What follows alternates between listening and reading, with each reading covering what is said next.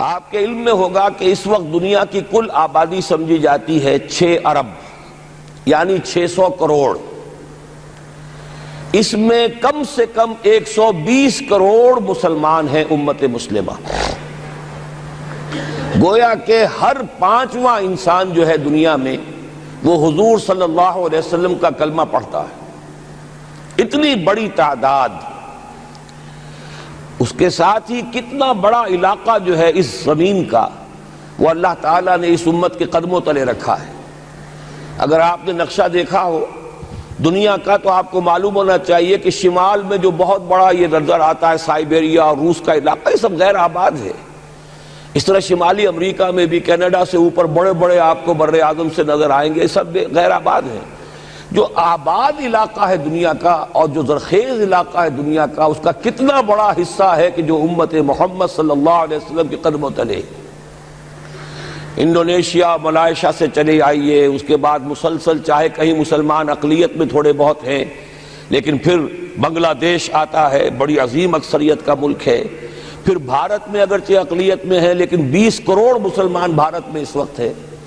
پھر جو پاکستان سے شروع ہوا سلسلہ، افغانستان، ایران، چلتے جائیے ادھر ترکستان، چینی ترکستان، روسی ترکستان، پھر آگے چلیے عالم عرب، افریقہ کا پورا شمالی علاقہ، افریقہ کا تقریباً سارا وسطی علاقہ. یہ سب کیا ہے؟ کتنا بڑا رقبہ ہے. اور ہر طرح کی نعمت اللہ نے دی ہے. اس میں نباتات بھی ہیں، اس میں معدنیات بھی ہیں، اور سب سے بڑھ کر آج کی دنیا میں جو اہم ترین شے ہے کہ پیٹرول جو ہے، تیل جو ہے، اس کے سب سے بڑے ذخائر وہ ہیں کہ جو مسلمانوں کے قدمے تلے. اتنی تعداد میں ہونے کے باوجود، اتنے وسائل کے پر بظاہر قابض ہونے کے باوجود، سوال یہ ہے کہ کیا آج دنیا میں امت مسلمہ کو عزت حاصل ہے یا یہ ذلیل ہے؟ اسے غلبہ حاصل ہے یا مغلوب ہے؟ اسے کوئی دنیا میں وقار حاصل ہے یا یہ بالکل بے وقار ہو کر رہ گئی؟ یہ بات ہے جو ہمارے سمجھنے کی ہے. آج کیوں ذلیل کہ کل تک نہ تھی پسند گستاخی فرشتہ ہماری جناب میں. اس وقت صورت یہ ہو چکی ہے، آپ کو معلوم ہے کہ ہر جگہ پر پسماندگی کا نشان مسلمان ہیں. ہمارے سارے وسائل پر دوسروں کا قبضہ ہے. ایک ہی شے رہ گئی تھی تیل، خلیج کا تیل، اس پر بھی آ کر امریکہ کی فوجیں ان کے سر پر بیٹھ گئی ہیں. سارا کا سارا تیل اب ان کے قبضے میں ہے. ادھر خلیج کے دہانے کے دونوں طرف وہ اپنے مورچے بنا رہے ہیں تاکہ یہاں کسی کا داخلہ نہ ہو سکے. بڑے بڑے جتنے لوگ ہمارے ہیں ان سب کی دولت ان کے پاس ہے. کہنے کو تو سلطان آف برونائی دنیا کا امیر ترین آدمی ہے، لیکن دولت ہے کہاں اس کی؟ انویسٹڈ تو وہی ہے، اسی کے بینکوں میں ہے، انہی کی کمپنیوں میں ہے. کسی کے پاس کچھ نہیں ہے. سعودی عرب کے کوئی ڈالرز ہیں تو کہاں ہیں؟ جیسے شہنشاہ ایران کا جو اثاثہ تھا، سرمایہ تھا، جو سارا کا سارا انہوں نے جو ہے وہ فریز کر لیا. تو یہ دولت تو ساری وہی ہے. کہنے کو ہے کہ آپ کے اکاؤنٹ میں اتنا روپیہ ہے، لیکن سوال یہ کہ وہ اکاؤنٹ فی الواقع کس کے قبضے میں ہے؟ پھر آپ کو معلوم ہے کس طریقے سے مسلمانوں کے ساتھ سلوک ہو رہا ہے. ہر جگہ پر جہاں چاہیں، جس طرح چاہیں انہیں ستا لیں. اور ان میں بھی سب سے بڑھ کر جو بات میں آپ سے کہوں گا، آج دنیا میں جتنے بڑے پیمانے پر محمد عربی صلی اللہ علیہ وسلم کی توہین و تذلیل ہوئی ہے، پوری انسانی تاریخ میں نہیں ہوئی. رشدی نے کتاب لکھی، بدترین حملے کیے. کیا رنگیلا رسول کتاب تھی جو لکھی تھی کسی ہندو نے، جس کو کہ ایک مسلمان نے پھر خنجر گھونپ کر اور ہلاک کر دیا تھا. وہ تو کچھ بھی نہیں تھی. اس کتاب کو رنگیلا رسول کو 100 سے ضرب دیجئے تو یہ کتاب بنتی ہے سیٹنک ورسز، اور وہ ملینز نہیں بلینز کی تعداد میں شائع ہوئی. اس کے خلاف احتجاج اگر کسی نے کیا ہے تو ان کے اوپر جوتے پڑے ہیں، ان پر ڈنڈے پڑے ہیں. پوری مغربی دنیا اس کے پیچھے آ گئی ہے، سپورٹ کیا ہے. لے دے کے ایک ملک نکلا ایران، اس نے کم سے کم یہ کہ اس کے قتل کا فتویٰ تو دیا، لیکن کیا کرے، قتل کرنے کی تو نوبت نہیں آئی. پورا عالم عیسائیت اس کی پشت پناہ ہے، اس کی مدد کر رہا ہے.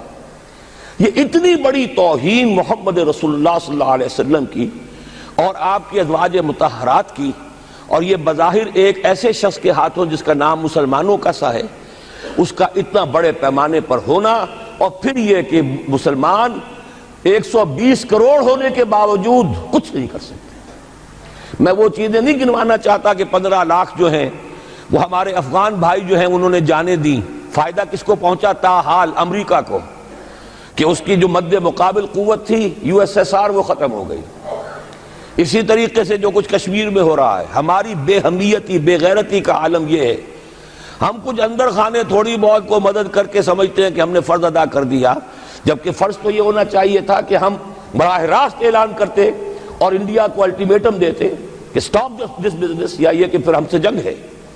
جنگ کا نتیجہ تو پھر اللہ جس کو چاہے دے گا، اگر انسان اللہ تعالیٰ پر اعتماد رکھتا ہو، توکل رکھتا ہو، اپنے موقف کی حقانیت پر بھی اسے یقین ہو، تو کم من فیۃ قلیلۃ غلبت فیۃ کثیرۃ، تاریخ میں ہمیشہ ہوتا آیا ہے کہ چھوٹی قوتیں جو ہیں ان کو غلبہ اللہ نے عطا کیا ہے بڑی قوتوں پر، لیکن بے غیرتی کا عالم یہ ہے، بے حمیتی کا عالم یہ ہے، زبانی کلامی ہم سے بڑا ہمدرد کوئی نہیں مسلمانان کشمیر کا، جس لیڈر کو دیکھو بڑھ چڑھ کر بیان دے گا، لیکن عملاً ہم کیا کر رہے ہیں؟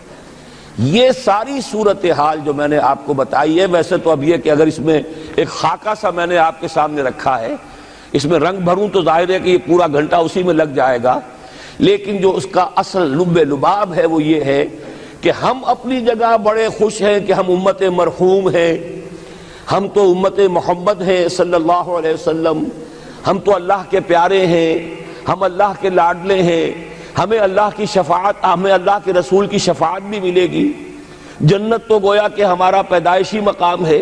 یہ سارے جو بھی ہمارے ذہنوں کے اندر ہیں خیالات، اور یہ جو ہمارے من گھڑت عقائد ہیں، آپ سوچئے کہ جب ہم جو آبجیکٹیو کنڈیشنز ہیں، گیون کنڈیشنز ہیں، جو سامنے کے حالات ہیں، ان سے جب تقابل کرتے تو معاملہ بہت مختلف ہے۔ یہ کیوں ہے؟ اصل میں سوال جب تک آپ اپنے سامنے نہیں رکھیں گے، اس کا جواب جو ہے اب اس پر غور کیجئے، کیوں ہے؟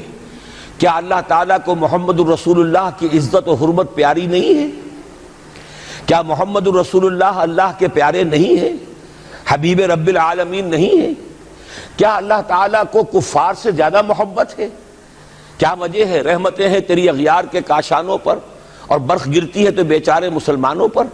سائنس میں وہ آگے ہیں، مالیات پر ان کا شکنجہ کسا ہوا ہے پوری دنیا پر، تہذیب ان کی ہے، تمدن ان کا ہے، ہم تو ان کے کیمپ فالوورز ہیں، نقش قدم پر چل رہے ہیں، ہم تو ان کی صرف یہ کہ نقالی کر رہے ہیں۔ تو سوچئے وجہ کیا ہے؟ کیا اللہ کو کفر زیادہ پسند ہے اسلام سے؟ کیا اللہ کو محمد الرسول اللہ صلی اللہ علیہ وسلم کی عزت و حرمت کا کوئی خیال نہیں؟ سوچنے کی بات ہے۔ ظاہر بات ہے کہ ان سوالات کا جواب تو ہاں میں آپ نہیں دے سکتے، یقیناً ایسا نہیں ہے۔ بہرحال وہ کافر ہیں، وہ اللہ کو نہیں مانتے، اللہ کے رسول کو نہیں مانتے، چلیے اللہ کو کسی نام سے مان لیا، گاڈ کہہ دیا، لیکن اللہ کے رسول کو تو نہیں مانتے۔ ایمان کا سارا دار و مدار تو رسالت پر ہے، اللہ کے اس کلام کو تو نہیں مانتے، اور اس کے باوجود ان کے لیے عزت ہے، رحمتیں ہیں تیری اغیار کے کاشانوں پر، برف گرتی ہے تو بیچارے مسلمانوں پر۔ یہ ایک لمحہ فکریہ ہے، یہ سوچنے کی بات ہے کہ ایسا کیوں ہے۔ اس کا جو جواب میں آپ کو دوں گا وہ ذرا سا کڑوا جواب ہے، نوارا تلخ ترمیزن چو ذوق نغمہ کمیابی۔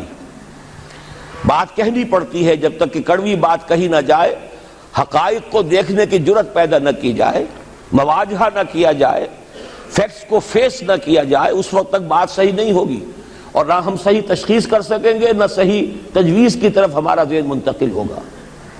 میں بہت سخت بات کہہ رہا ہوں، آج آسمان کے نیچے اس زمین پر عذاب الہی میں گرفتار امت مسلمہ ہے۔ بالفعل آج ہم امت مرحومہ نہیں ہیں، رحمت والی امت نہیں ہے، امت معذبہ ہیں، آج ہم پر اللہ کا عذاب ہے۔ وہ کیوں ہے؟ دیکھیے اللہ کا قانون یہ ہے، اور یہ اللہ کی سنت ہے، میں نے اپنی ایک کتاب میں اس پر مفصل بہت مضمون لکھا ہے، قرآن کا قانون عذاب۔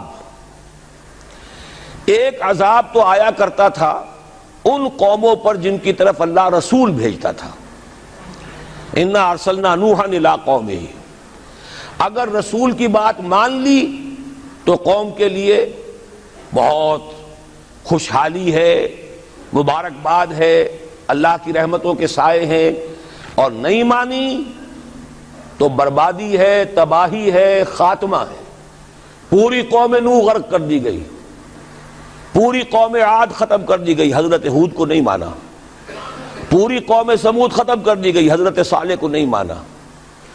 عمورہ اور صدوم کی بستیاں ختم کر دی گئی، حضرت لوط کو نہیں مانا۔ آل فرعون غرق کر دیے گئے، حضرت موسیٰ کو نہیں مانا۔ مدین کے علاقے کو تباہ کر دیا گیا، حضرت شعیب کو نہیں مانا۔ یہ بات سمجھ میں آ گئی؟ لیکن جب سے نبوت اور رسالت کا سلسلہ ختم ہوا، اس قسم کا عذاب اب دنیا میں نہیں آ سکتا۔ وَمَا كُنَّا مُعَذِّبِينَ حَتَّى نَبْعَثَ رَسُولًا، ایسا عذاب ہم نہیں بھیجتے رہے جب تک کہ رسول کو نہ بھیج دیں۔ رسول آ گیا، اس نے حق کو بیان کر دیا، بات کو کھول کھول کر مبرہن کر دیا، ہر چیز واضح کر دی، کوئی مغالطے کا امکان نہ رہا۔ جاء الحق وزهق الباطل، ہر شے جو ہے دودھ کا دودھ، پانی کا پانی جدا ہو گیا۔ اب بھی جس نے نہیں مانا تو معلوم ہوا اس میں کوئی خیر نہیں ہے، اب خیر کا فقدان ہے۔ تو اس قوم کو جیسے کہ آپ باغ کے اندر جھاڑو دے کر جب بھی کوئی آندھی چلے تو پتے گرے ہوئے ہوتے ہیں، ان پتوں کو ایک جگہ جمع کر کے دیاسلائی دکھا دیتے ہیں تاکہ یہ پتے جو ہیں یہاں پر بدزیبی کا ذریعہ نہ بنے، تو پوری قوم ہلاک، کأن لم یغنوا فیہا، ایسے ہو گئے جیسے تھے ہی نہیں۔ یہ عذاب اب نہیں آئے گا، اس لیے کہ آخری نبی، آخری رسول محمد الرسول اللہ صلی اللہ علیہ وسلم۔ اب آج جو عذاب آتا ہے، دیکھیے کافروں کے لیے عذاب اصل میں آخرت میں ہے۔ دار العذاب، دار الجزا، وہ تو آخرت ہے، یہ تو دار الامتحان ہے۔ اب جو عذاب آتا ہے وہ اس قوم پر جو ہو تو حامل کتاب الہی، شریعت خداوندی کی کسٹوڈین، اللہ کے رسول کی نام لیوا، اس کے ساتھ عشق کا دعویٰ کرنے والی، عمل اس کے برعکس ہو۔ حالانکہ اللہ نے اگر اسے وہ مقام دیا، اللہ نے اس کی طرف رسول بھیجا اور اسے رسول کے امتی بننے کا شرف عطا کیا، اسے اپنا کلام دیا، کتاب دی، اسے اپنی شریعت دی، تو کس لیے دی؟ تاکہ اس پر خود بھی عمل کریں، اسے دوسروں تک بھی پہنچائیں۔ وہ گویا کہ اس روئے ارضی پر وہ امت، وہ قوم اللہ کی نمائندہ قوم ہوتی ہے، ریپرزنٹیٹو ہوتی ہے۔ اے انسانوں، ہمارے پاس ہے تمہارے خالق اور مالک اور پروردگار کا قانون، ہمارے پاس ہے اس کی ہدایت، ہمارے پاس ہے اس کی کتاب، ہمارے پاس ہے اس کے رسول کا اسوہ۔ آؤ ہماری طرف، ہمیں جانچو، ہمیں پرکھو، ہمیں دیکھو، ہم واقعتاً اسی کتاب کے مطابق چل رہے ہیں نا؟ دیکھ لو ہم جو کہتے ہیں وہی کرتے ہیں نا؟ وہی بات تو نہیں ہے کہ لما تقولون ما لا تفعلون، کبر مقتا عند اللہ ان تقولوا ما لا تفعلون۔ آؤ دیکھو ہم نے اس کتاب کے مطابق، اللہ کی ہدایت کے مطابق کیسا اچھا معاشرہ بنایا ہے، کیسا انصاف ہے، کیسا امن ہے، کیسا بھائی چارہ ہے، کیسی اخوت ہے۔ آؤ دیکھو ہمارے ہاں تقسیم دولت کا نظام کتنا صحیح ہے۔ ایسا نہیں ہے کہ کوئی جو ہے اسے دولت کی بدہضمی ہو رہی ہو اور کوئی وہ ہے کہ جو بھوکا مر رہا ہو، ایسا نہیں ہے۔ دیکھو ہمارے ہاں انسانی شرافت، انسانی عزت، انسانی پریسٹیج اور انسانی حقوق بہتر سے بہتر شکل میں موجود ہیں، حریت ہے، آزادی اظہار رائے ہے، سب کچھ ہے۔ یہ کام اگر وہ امت کرے تو اس سے زیادہ خوش نصیب کوئی نہیں۔ پھر دنیا میں اس کو غلبہ ہوگا، دنیا کی خلافت اس کو دی جائے گی، دنیا کی امامت اس کو دی جائے گی، دنیا کی قیادت اس کو دی جائے گی۔ جیسے کبھی اقبال نے کہا تھا کہ سبق پھر پڑھ شجاعت کا، عدالت کا، صداقت کا، لیا جائے گا تجھ سے کام دنیا کی امامت کا۔ لیکن پھر وہی سبق پڑھنا پڑے گا جو صحابہ کرام نے پڑھا تھا۔ جب صحابہ کرام نے وہ سبق پڑھا تھا تو دنیا کی امامت اللہ نے ان کو عطا کی تھی کہ نہیں کی تھی؟ اگر تو اس کے مطابق عمل ہے تو ان سے زیادہ اللہ کو محبوب کوئی نہیں، اور اگر طرز عمل برعکس ہو جائے، کہیں کچھ اور کریں کچھ اور، کہیں یہ کہ قرآن پر ہمارا ایمان ہے اور اس کے قانون کو نافذ نہ کریں، کہیں یہ کہ ہماری تو محبوب ترین شخصیت محمد ہیں اور ان کی سنت کے اوپر عمل نہ کریں صلی اللہ علیہ وسلم. قرآن نے جس شے کو حرام کیا ہے اس کا استعمال کر رہے ہوں. اگر طرز عمل یہ ہو اور یہ طرز عمل اس حد کو پہنچ جائے کہ دنیا تانے دے یہ مسلمان کہاں اسلام دنیا میں ہمیں دکھاؤ, کہاں اسلام ہے؟ یہ مسلمان کیا اسلام پر کاربند ہیں؟ جارج برنارڈ شاہ نے کہا تھا کہ میں جب قرآن پڑھتا ہوں تو محسوس کرتا ہوں اس سے بہتر کتاب کوئی ممکن نہیں, لیکن جب مسلمانوں کو دیکھتا ہوں تو محسوس کرتا ہوں ان سے زیادہ ذلیل قوم دنیا میں کوئی نہیں. یہ کنٹراسٹ ہے جو ہم اپنے وجود سے پیش کر رہے ہیں.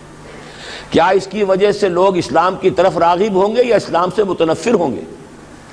کیا ہمارا منہ ہوتا ہے ہم باہر جاتے ہیں؟ اسی لیے ہم تو تبلیغ, میں تو کم سے کم وہاں جا کر جو مسلمان کھوئی ہوئی بھیڑیں ہیں امت محمد صلی اللہ علیہ وسلم کی, انہی کو ریکلیم کرنے کی کوشش کرتا ہوں. جیسے کہ حضرت مسیح نے کہا تھا میں تو بنی اسرائیل کے گھرانے کی کھوئی ہوئی بھیڑوں کی تلاش میں آیا ہوں.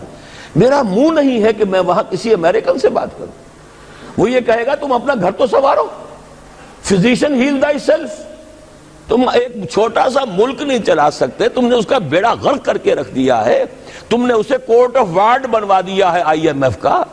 ہاں یہاں تو گھڑی گھڑی جو ہے قرق امین آتے ہیں IMF کے اور ورلڈ بینک کے قرقی کرنے کے لیے. ہر روز ایک نئی قرقی ہو رہی ہے, ہر روز جو ہے آج پھر گاڑیوں کا کرایہ بڑھ رہا ہے, بجلی کا کرایہ قرقی ہو رہی ہے. عوام کے اندر جو بھی راہ رہ گیا اسے بھی چوسنے کا اور کشید کرنے کے لیے. ایک حکومت کو گرا دو وہ تو بدنام کر دی گئی, دوسری حکومت لے آؤ اس کے ہاتھ میں کچھ کام کروا لو, وہ بدنام ہو جائیں گے تو ان کو بھی ہٹا دینا. ان کا کیا کھیل ہے؟ یہ کھیل کھیلتے رہیں گے اور اس میں یہ ہے کہ اپنی قرقیاں کرتے چلے جاؤ. یہ حال اب کیا میرا منہ ہے کہ میں جا کر وہاں بات کروں؟ تم اپنے گھر کو دیکھو, تم اپنے ملک کو دیکھو. ایک وہ ہے جنہیں تصویر بنا آتی ہے, ایک تم ہو کہ لیے اپنی بھی صورت کو بگاڑ. ایک ہی ساتھ تم آزاد ہوئے تھے, ہندو بھی تھے کہ نہیں تھے. انہوں نے اس ملک کو بنایا ہے, اپنی معیشت کو, اپنی اکانومی کو اپنی بنیادوں پر, اپنے پاؤں پر, اپنے پیروں پر کھڑا کیا ہے. آج جو ہے وہ ایک منی سپر پاور بن چکا ہے. اور وہ کہ ڈرتا تھا پاکستان دو طرف سے ہمیں جو ہے قابو میں کر لے گا. پہلے تقریباً 20 برس جو ہیں ہندوستان کے, بھارت کے کانپتے ہوئے گزرے ہیں پاکستان سے. اب 30 برس سے جو صورتحال ہے وہ آپ کو معلوم ہے. تو صورت یہ ہے کہ جب کوئی قوم جو امت مسلمہ ہو یہ طرز عمل اختیار کرتی ہے تو عذاب اس پر آتا ہے. بڑی کڑوی بات ہے. آج عذاب کفار پر نہیں آ رہا, وہ تو اللہ تعالیٰ ان سے آخرت میں نبٹ لے گا, اور آخرت تو ہے ہمیشہ کی, بڑا سو عذاب تو وہی کا ہے. وَلَعَذَابُ الْآخِرَةِ أَكْبَرُ لَوْ كَانُوا يَعْلَمُونَ. دنیا رب رب کر دے بڈھے ہو گئے اتے ملا پنڈت سارے, رب دا کھوج کھرا نہ لبا اتے نہ کیتے بئی نظارے.